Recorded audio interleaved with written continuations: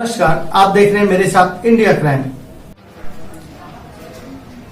मैं आज एक ऐसी सच्चाई से रूबरू कराऊंगा आप लोगों को जो खाद्य सुरक्षा को लेकर है, जिसमें कुछ ऐसे गरीब तबके के लोग हैं जो इस खाद्य सुरक्षा से पूर्ण तरह दूर हैं, वंचित हैं, और वहीं कुछ लोग ऐसे हैं जिनके या तो कॉमर्शियल चीज़ों के मालिक हैं, आलीशान मकान है, इनकम सोर्स हैं, वो लोग कहीं ना कहीं खाद्य सुरक्षा का लाभ ले रहे हैं। तो ऐसी कौन सी सरकारी चूक है या ऐसी कौन सी व्यवस्था है जिसके चलते एक गरीब व्यक्ति को खाद्य सुरक्षा का लाभ नहीं मिलता और जो संपन्न परिवार के लोग हैं वो खाद्य सुरक्षा का लाभ ले पाते हैं।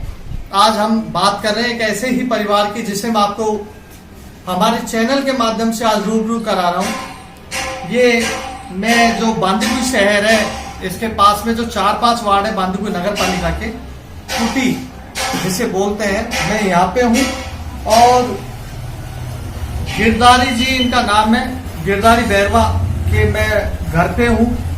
ये मकान जो आप देख रहे हैं ये मकान है, ये इनका पैतृक मकान है जिसमें कई भाइयों का हिस्सा है और ये वो व्यक्ति है जिसके 2 बच्चे हैं जिनके मां नहीं है और खुद गिरधारी जो है वो भी पैरों से अपने शरीर का भी वजन ढंग से नहीं ढो पाते हैं, जिसके कंधों पे इन 2 बच्चों का जीवन ढोने का वजन भी साथ लेकर के चल रहे हैं।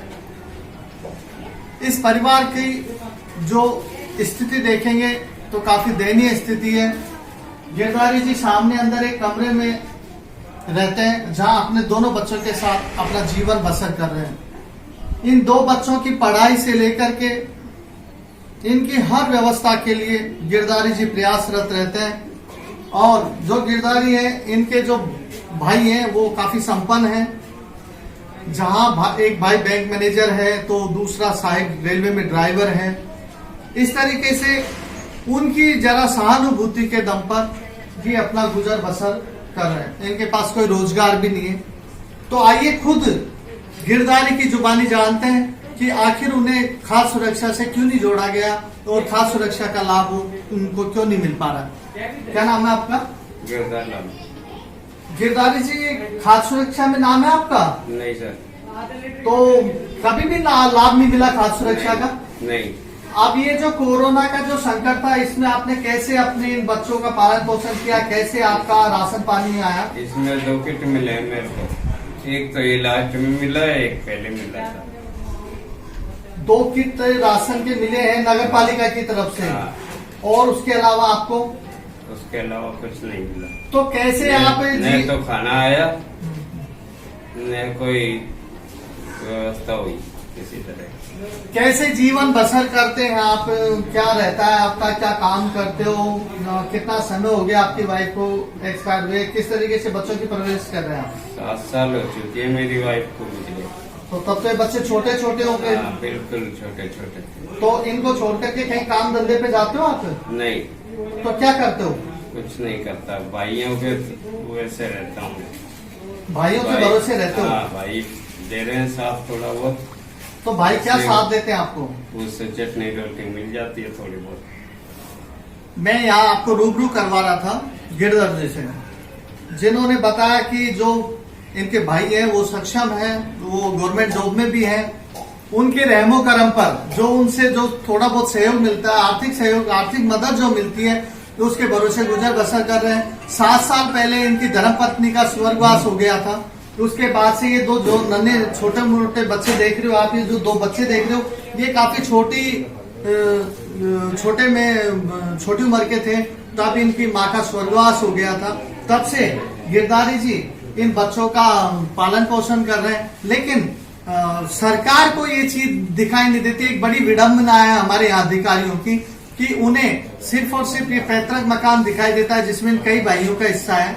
उसके बाद अगर पार्षद के थ्रू कह दो या किसी मतलब जो सहायता करना चाहता है उसके थ्रू अगर इन लोगों की कोई जन सुनवाई के लिए बात बोले तो भी इनका खाद्य सुरक्षा में नाम नहीं जोड़ा गया। अब बात करते हैं हम कोरोना को लेकर के कि ये जो परिस्थिति जो आई थी पूरे देश में, ऐसा भूचाल आया इसका, वैश्विक महामारी कोरोना का, इसमें हर कोई आदमी आहत हुआ है। देश एक तरीके से जहां का जहां रुक गया था। उसी बीच में मैंने इनसे जानना चाहा कि आपका कैसे गुजर बसर हुआ, तो इनका कहना था कुछ भाइयों ने मदद की और वहीं नगर पालिका से मुझे एक शुरुआत में और एक पार्षद के कहने से किट मिला, जिसके चलते मैं गुजर बसर कर रहा हूँ। इनके पास कोई रोजगार नहीं है क्योंकि ये सक्षम नहीं है, अपने शरीर से कुछ कर नहीं पाते। तो इन बच्चों का और खुद गिरधारी जी का जो है राम भरोसे इनकी जिंदगी है, जैसे भी है गुजर बसर चल रही है इनकी। तो मैं आपको यही दिखाना चाह रहा था कि कहीं ना कहीं खाद्य सुरक्षा में आखिर इतनी बड़ी चूक कैसे है कि जो संपन्न परिवार के लोग हैं वो खाद्य सुरक्षा का लाभ ले रहे हैं, लेकिन गिरधारी के जैसे जो लोग हैं, जो गरीब तबके के लोग हैं, वास्तविकता में जो परेशान है, जो अपने शरीर से भी परेशान है, जो एक परिवार का भार नहीं ढो सकते, आखिर इनका नाम खाद्य सुरक्षा में क्यों नहीं। मैं राजकुमार, इंडिया क्राइम 24 बांदीकुई। नमस्कार। आज मुझे इसलिए लाइव आना पड़ा है कि जो खाद्य सुरक्षा में जो एक सरकारी चूक कह दीजिए, सरकारी गलतियां कह दीजिए, या फिर ई मित्र संचालकों के द्वारा की जाने वाली जो घोर भ्रष्टाचार है या इसमें जो गंदा खेल जो खेला जा रहा है, उसके बारे में मैं आज आपको बताने के लिए आया हूँ।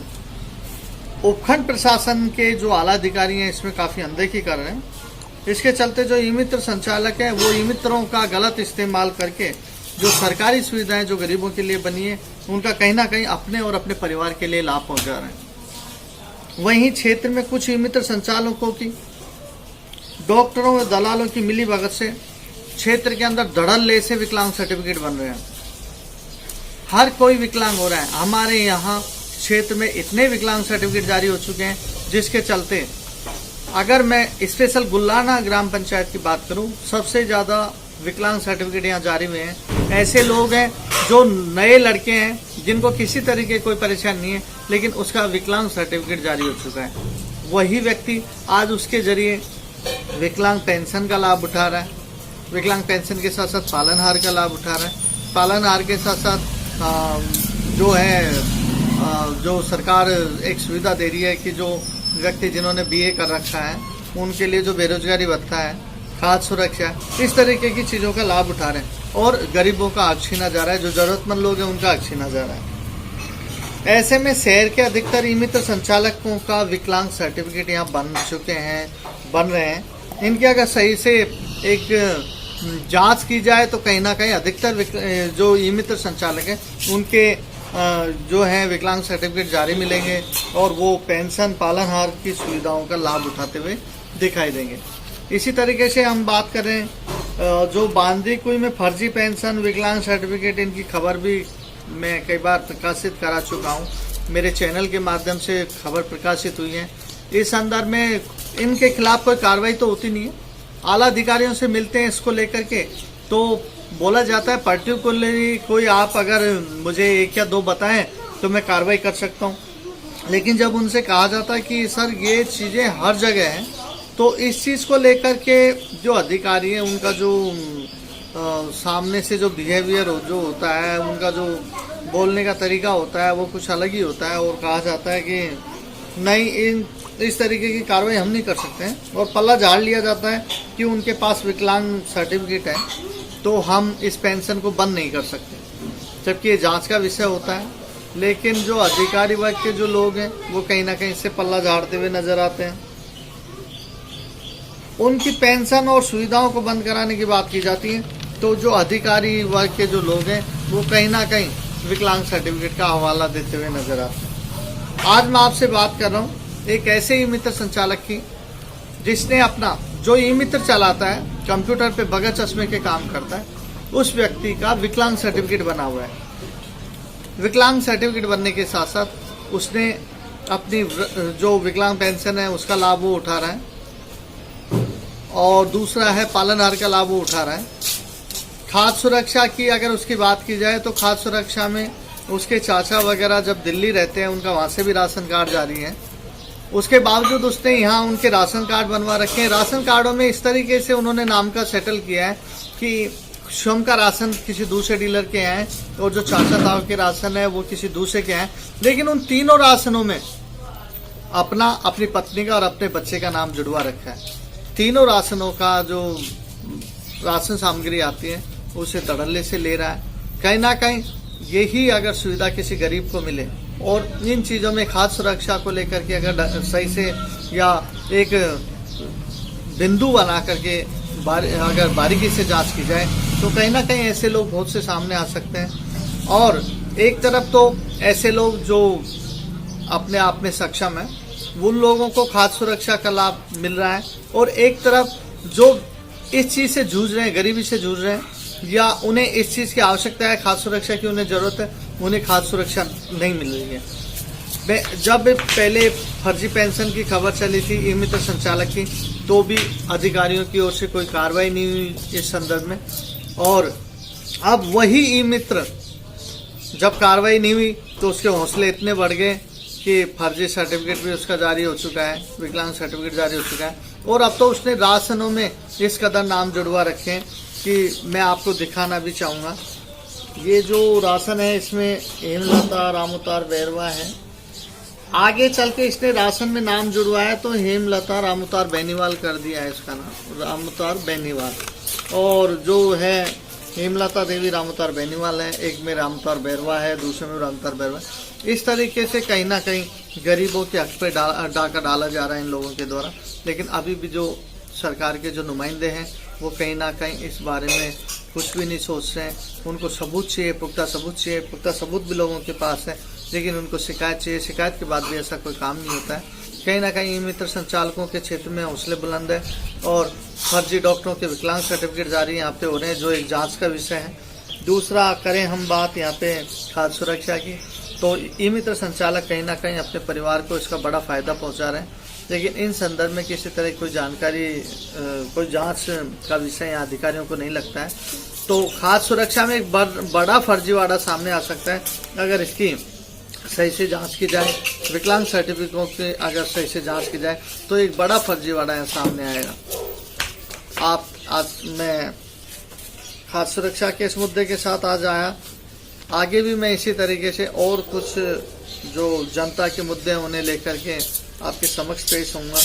तो मैं चैनल के माध्यम से सरकारी नुमाइंदों से, सरकार के आला अधिकारियों से निवेदन करना चाहूँगा कि इस तरीके की जो फर्जीवाड़ा जो हो रहा है, इस फर्जीवाड़े की सही से जांच की जाए, और जो वास्तव में इसके हकदार जो लोग हैं उन्हें सुविधाएं मुहैया कराई जाए, और जो इन सुविधाओं को लाभ लेने का हक नहीं रखते हैं उनको इन सुविधाओं से वंचित किया जाए।